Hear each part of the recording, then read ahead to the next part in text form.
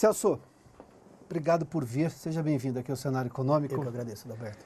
Quando a gente fala de microempreendedor individual, e obviamente que a configuração do trabalho mudou bastante, depois da reforma trabalhista mais ainda, parece que a gente vai ter cada vez menos emprego e possivelmente, tomara seja isso, cada vez mais trabalho. Ou seja, as pessoas vão prestar trabalho uma para a outra, vão prestar um determinado serviço como microempreendedor individual ou microempresário, seja lá o que for. Mas qual é a demanda das pessoas que estão indo agora para essa área como um empreendedor ali, individual, pequeno, talvez um negócio tão pequeno que talvez seja até menor do que o salário final que ele teve, mas o que precisa essa gente saber justamente para conseguir avançar nessa nova carreira? Então, Adalberto, primeiro de tudo, a gente tem que deixar claro que são dois momentos. O empreendedorismo por oportunidade e por necessidade. São expectativas diferentes. Lógico que todos eles têm como objetivo você desenvolver uma atividade e ser remunerado por ela. Mas quando você coloca aí a questão da necessidade, é alguém que recentemente perdeu um emprego e precisa gerar uma renda para a família. Sim. E a própria oportunidade é aquele momento em que o empresário, na verdade o próprio trabalhador, ele se veste de empresário e procura trazer uma renda adicional para a família dele. E daí, de repente, ser uma válvula de escape para no futuro empreender. Mas é lógico que nessa situação, os dois têm um objetivo, que é produzir, que é trabalhar. E é onde a gente deve abraçá-los e trazer possibilidades deles crescerem dentro da profissão deles, independente da expectativa do momento que ele vive. Celso, me permita só para a gente colocar um pouco mais de atenção nessa divisão que você fez.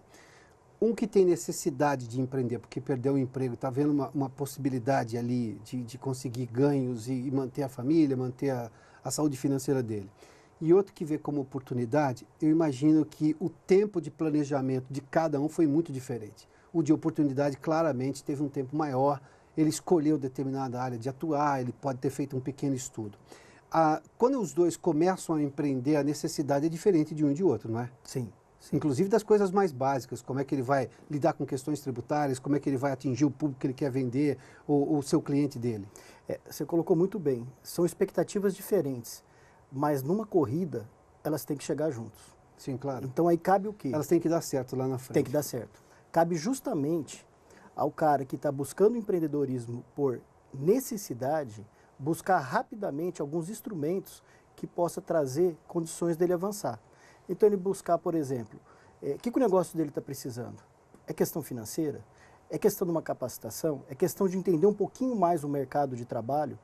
Então, hoje a gente tem muitas condições de apoiar esse empresário. Ele tem que procurar um apoio urgente. Provavelmente o cara que planejou para abrir por oportunidade, ele já conseguiu ter esse planejamento. Ele sai um pouquinho à frente. Mas nada impede que o que precisa empreender por necessidade, que ele corra atrás disso. Ele tem que se virar. Ele sabe disso. E o que vocês fazem? A Dicas Make é exatamente essa startup que visa justamente criar um cabedal de informações e auxiliar esse microempreendedor individual. Onde é que vocês começam a atuar? Como é que as pessoas têm acesso a vocês? Como é que é essa relação comercial? Primeiro de tudo, a gente acredita na informação. A Dicas MEI, ela tem por objetivo abraçar o empreendedor com informação, seja o estágio que ele se encontre. Ele precisa entender mais, por exemplo, de como montar um restaurante pequeno. Nós temos lá uma dica para ele, do começo ao fim, gratuita, de como montar esse restaurante. Agora, eu preciso me formalizar. Eu formalizo ele também gratuito. Eu tenho hoje uma estrutura de formalização que eu traduzo para ele passo a passo, para que ele consiga fazer o processo de uma maneira muito simplificada e que ele entenda o que ele está fazendo. Dali para frente, ele tem a necessidade de ter um apoio contábil. Ele tem que fazer a geração do boleto DAS, que é o boleto que ele paga as obrigações mensais dele como empresário, eu também gero gratuito. Ele entra na minha plataforma, ele não precisa nem ser meu associado. Ele estando na minha plataforma, ele tem condições de fazer a geração desse boleto gratuito. Então não tem desculpa, mas eu não sei como gerar, não sei como fazer, nós fazemos tudo isso para ele. Um próximo momento, ele precisa ter algumas noções do dia a dia empresarial. Por exemplo, fazer um planejamento estratégico. Será que realmente um planejamento estratégico, desculpa até o termo, pode parecer um palavrão? Não. Se ele souber o que tem por trás do planejamento e começar a planejar dentro da realidade da empresa dele, ele começa a pensar diferente. Claro. Ele tem que se sentir empresário. E aí não interessa se ele é um pequeno empresário. O negócio dele é muito grande para ele, porque ele apostou nesse sonho. Esse sonho era dele. Ele acreditou. Cabe agora a gente, que está no outro lado, de dar um apoio para ele, poder ajudá-lo a consolidar esse sonho com várias dicas, como planejamento estratégico que a gente tem, como dicas sobre negociação. Então, a gente tem também ali condições hoje, a gente tem uma parceria muito bacana, que é para emitir certificação digital. Porque hoje o MEI, ele não tem necessidade de emitir nota fiscal eletrônica.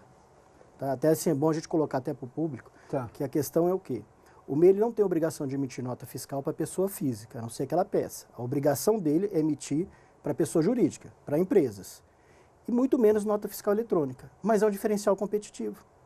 Porque hoje a maioria das empresas solicitam nota fiscal eletrônica. Algumas nem aceitam contratar se você não estiver num que elas chamam de mínimo padrão contábil, ali de administração do negócio. Justamente. E aí é o ponto que a gente não fecha um negócio porque não tem, de repente, esse tipo de serviço. Não tem. E é justamente onde a gente fala de correr atrás, mas chegar junto com quem saiu na frente. Ele está começando, no caso do empreendedorismo por necessidade, ele começou um pouquinho antes, talvez, de quem saiu na frente por oportunidade. Uhum. Mas na hora que ele adquire um instrumento desse, ele traz um diferencial competitivo para o negócio dele, que pode fazer toda a diferença em fechar um contrato, em ganhar um cliente maior.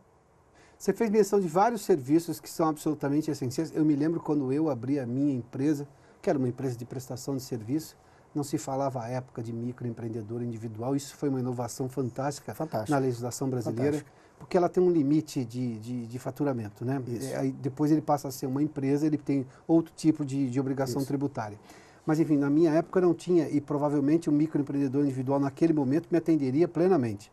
Mas, enfim, você não tinha nada disso, você tinha que recorrer à mesma estrutura que uma média empresa tinha. Muito mais difícil. Um escritório de contabilidade e, obviamente, a tributação no Brasil não é algo simples de ser compreendido, o que é o tributo é alto, mas entender é pior ainda. O custo é maior de entender e os erros que você pode cometer e, de repente, sofrer uma multa da Receita Federal simplesmente porque não entendeu qual era o procedimento correto. Você me falou de vários procedimentos que a startup vai lá e banca aquilo, ou seja, com uma maneira de atrair e formalizar essas pessoas e elas conseguirem dar andamento tributário, contábil, administrativo para o negócio dela. Onde é que elas começam? Onde é que isso passa a ter um custo? Porque quem está empreendendo tem que fazer com o maior baixo custo possível, porque de repente está colocando dinheiro próprio do bolso, alguma coisa, uma verba indenizadora que recebeu do último emprego. Onde é que isso passa a ser um custo para ele? Olha, para nós, a gente entende o seguinte, informação é gratuita, é bem deixar claro isso. Onde que ele começa a ter um custo conosco? Por exemplo, eu preciso emitir nota fiscal eletrônica. Qual que é o procedimento de você emitir nota fiscal eletrônica? Primeiro de tudo, você precisa ter um certificado digital.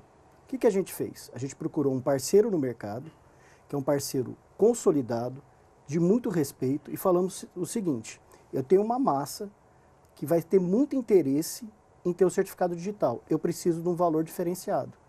Em cima do valor dele, o meu associado, se adquirir o certificado digital, tem 20% de desconto. Então ali a gente já começa a trazer para o bolso dele um ganho financeiro em cima da necessidade. Hoje, para ele emitir nota fiscal conosco, ele paga menos de R$6 por mês para poder emitir nota fiscal. E ele tem todo o auxílio contábil que a gente presta para preencher a nota fiscal. A gente vem trazendo para a plataforma, por exemplo, uma possibilidade dele ter acesso a um plano odontológico, com um valor muito acessível, muito baixo. Aí você fala, mas por que isso? Porque nós estamos falando do universo que movimenta a economia. Claro. É uma massa, desculpa falar o termo, mas é uma massa mesmo, que se une fortemente para poder mostrar para o país, olha, eu existo, eu tenho condições de contribuir para esse país para poder crescer. Traz para mim subsídios para eu crescer. Claro, me dê condições para me dê condições. E aí a gente está falando de condições, não é só para o negócio, é para a vida dele. Quando você possibilita ele ter acesso a um plano odontológico, ele está deixando de gastar na hora de uma emergência e colocando dinheiro na empresa dele. Quando você traz para ele um plano de saúde com valor mais acessível, é a mesma situação. Uma maquininha de cartão de crédito e de débito com uma taxa boa, com uma possibilidade de estender o dinheiro dele automático, se ele for buscar esse recurso, o adiantamento desse recurso, tudo isso faz uma diferença. Você começa a trabalhar com a história que a gente usa muito hoje, que é o capital humanizado, que é o capital chegar na mão de quem realmente precisa no momento justo. Não adianta alguém procurar a minha plataforma e me ofertar algo que o meu associado não vai ver vantagem. Não me interessa. Me interessa, sim, tudo que traz vantagem para ele. Porque se traz vantagem para ele, traz vantagem para mim. Isso é uma parceria que ele tem comigo. Ele tem um compromisso de eu trazer para ele cada vez mais produtos diferenciados. E claramente você combate a informalidade da melhor maneira, que é fazer o informal querer se formalizar, porque obviamente ele vai ter um plano maior lá na frente se ele estiver na formalidade. Sem dúvida, ele consegue trabalhar, como a gente falou, emitindo nota fiscal, prestando trabalho para empresas, ele passa a ter acesso, Piotr, a benefício previdenciário. Ele passa a ser segurado da Previdência, hoje contribuindo no máximo R$ 53,70 por mês. É gigantesco. Não, é incrível, é incrível. Para quem quiser entrar em contato com Dicas MEI, a startup que justamente traz esse tipo de informação e, na verdade, coloca um pequeno empreendedor ali dentro da formalidade a preços acessíveis, na verdade, no começo, sem custo algum, mas te traz o caminho exatamente que você deve perseguir para poder se formalizar. Como é que as pessoas têm acesso a isso? Dicasmei.com.br. Dicas MEI de microempreendedor individual. Então, isso. Dicas MEI, exatamente, .com.br.